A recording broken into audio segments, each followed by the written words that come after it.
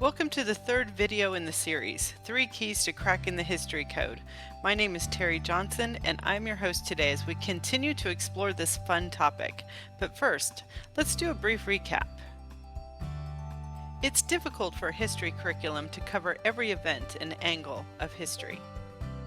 History is a multifaceted subject and most curricula find it more manageable to focus on just one of the facets, the what of history.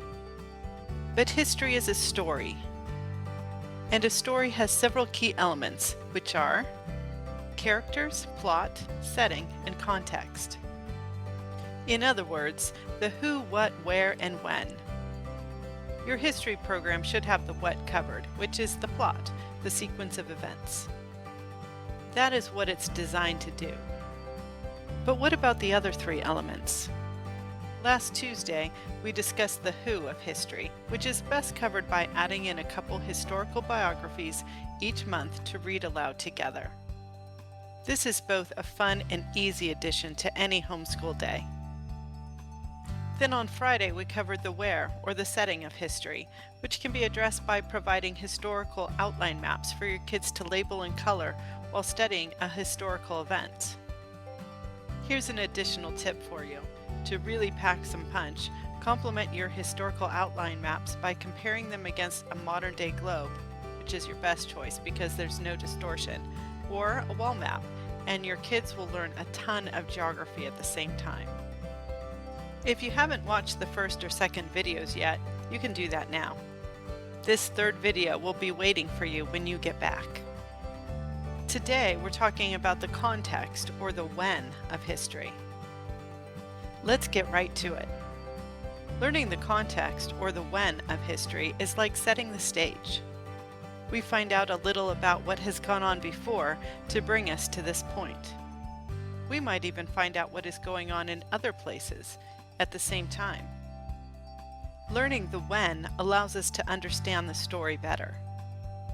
In fact, once you know the time and the place of a story, along with a deeper understanding of the characters involved, you will have all the pieces of the history puzzle before you. And as they are placed, it will suddenly click, and you may even be able to answer the 5th question, often the most puzzling question of all. Why? Why did history unfold as it did? So how can we teach the when of history besides giving our kids lists of dates to memorize or events to unscramble? Again, the answer is probably easier than you might think. A timeline. Timelines come in all shapes and sizes. There are timelines that can be tacked onto a wall in your home or schoolroom, timelines that come bound in the form of a book, timelines that can be built using software or mobile apps. Crafty parents and teachers have been known to use cardboard, felt, stickers, glitter glue, and of course markers. No matter the shape, size, or method used, when a student assembles a timeline for himself or herself, he or she begins to unlock historical mysteries. Timeline keepers will begin to make connections in history that they simply cannot make without one. Let's look at a few examples. We can see from this timeline of the early 1800s that in 1800 Napoleon conquers Italy and becomes the first consul in France. Also in 1800, Sacagawea was kidnapped and sold to a French fur trader, and in 1803 the United States negotiates the Louisiana Purchase from France. In 1804 Napoleon proclaims himself Emperor of France. Also in 1804 Lewis and Clark begin the expedition in the Northwest. And again in 1804, Lewis and Clark meet French fur trader Charbonneau and Sacagawea, and then in 1805, Sacagawea accompanies the expedition as their tour guide. At first glance, several of these events may seem random and unconnected, that just happen to occur within a short span of time, less than 5 years apart. And yet, once the dates and descriptions are marked on a timeline, the question can be asked, are these events related in any way? Upon further investigation, we find out that yes, indeed, they are. The reason why the United States got such a screaming deal on the Louisiana Purchase, it was just 2.5 cents per acre, is because Napoleon needed money fast to fund his war campaign in Europe. And because this was practically an impulse buy for the US, Thomas Jefferson really had very little idea what they purchased. Thus, an expedition was called for to map out the land and find out what exactly was included in this Louisiana Purchase. And the best men for the job? Well, Meriwether Lewis and William Clark, of course. Interestingly, if Sacagawea hadn't been kidnapped just a couple years earlier, Lewis and Clark would not have met her because they were looking for an interpreter, and that's what led them to the French fur trader Toussaint Charbonneau, who is Sacagawea's husband. All of these events on 2 separate continents are interconnected, and they bring context and depth to an otherwise flat story. By the way, you can pick up the first chapter of Sacagawea below. It really is a gripping story. Let's look at another example. You received, and may have already read, the biography of Johann Gutenberg. You can download it free under video number 1. Let's look at a few dates from a 100-year span from the end of the Middle Ages and see what pops out at us.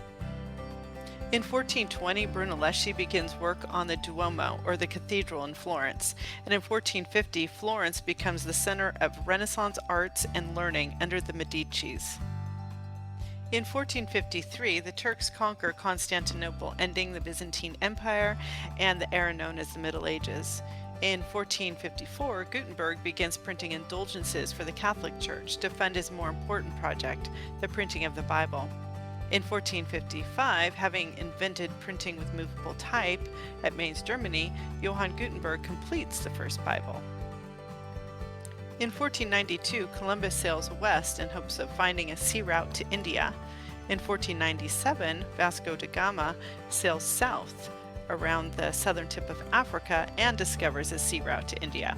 In 1503, Leonardo da Vinci paints the Mona Lisa. In 1504, Michelangelo sculpts the David.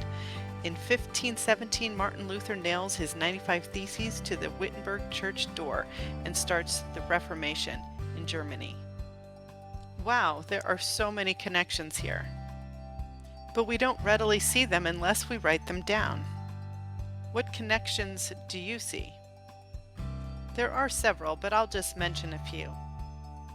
The first one, several events led to the end of the era known as the Middle Ages. There was the fall of Constantinople, the rise of the Renaissance, the invention of the printing press, and the discovery of unknown lands. All of these events converged to change the way people viewed their world, small, local, and Christian. Here's another one. The invention of the printing press, along with the printing of indulgences for the Catholic Church, led to widespread corruption and greed and ultimately the beginning of the Reformation. And finally, with the easier and faster spread of the written word, explorers were willing to take greater chances and explore further abroad. And artists, too, explored further as well, ushering in the Renaissance. Gutenberg's legacy is obvious, when you use a timeline, that is. The printing processes he pioneered spread widely within decades, helping to nourish the emerging Renaissance and Enlightenment that led Europe out of the Middle Ages. That's a quote by Joseph Janes. A timeline provides context. It also provides a unique perspective. So now you're probably wondering how you can incorporate a timeline into your homeschool history studies. Thankfully, it's not hard. First, decide on what type of timeline you would like to use. A wall timeline, maybe a book format, or software, or a mobile app. Second, decide when your students will add information to their timeline. For me and my house, we work on our timelines on Fridays. Depending on how old your student is, either you or your student can keep track of important dates and events throughout the week. I usually just jot down items in a notebook as we go along. Then, at the end of the week, we record them onto the timeline. Older students shouldn't need much help here. but use your discretion with younger kids. I normally don't require a great deal of timeline work until my kids are in 5th grade and above. It's at this point in their development that their brains become very logical and look for connections between events. But before this logic stage sets in, it might feel like a laborious rote exercise. Okay, so tomorrow we'll be unveiling our History and Geography Essentials Pack. I'm excited to tell you that a complete timeline resource that you can use with all your kids will be included in that pack, along with a full set of maps, a collection of historical biographies, and mapping software. The Essentials Pack is a loaded and complete resource that you can use for years and years to come with all your kids. And we'll be offering it for one ridiculously low price. So look for my email tomorrow morning, October 27th. In the meantime, leave a comment below. Your comments are so helpful. They help me to know what information to present to you now and what resources to develop for the future. Thanks! You are all the best. See you tomorrow.